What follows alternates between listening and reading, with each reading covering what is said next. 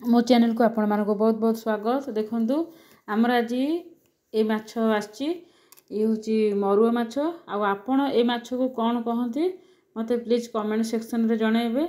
माँ को गोटा मसला दिया फ्राए करी।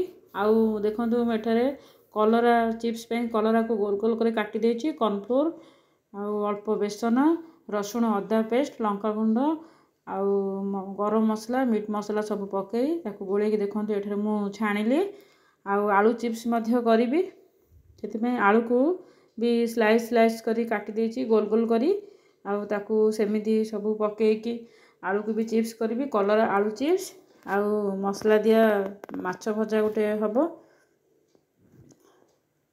आउ भात डाली मोर हो गलानी। देखंतु मसला मु रेडी करुच्ची पियाज रसुण अदा सोरिष जीरा सबू पकईकी मु ग्राइंडिंग करदेली आउ लुण लंका गुंड आ हल्दी पकईकी देखंतु मु घांटी दउची आउ गोटी गोटी करी माछ को सबू एथिरे देकी माछ को मु टिके चिरी देइथिली मझिरु मझिरु आउ मसला को देई देखंतु मु एठारे माछ को मसला दिया माछ भजा एठारे मु करुची।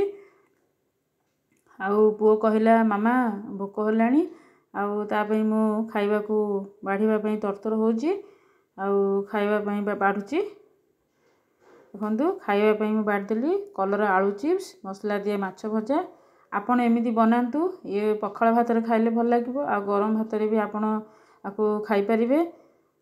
धन्यवाद।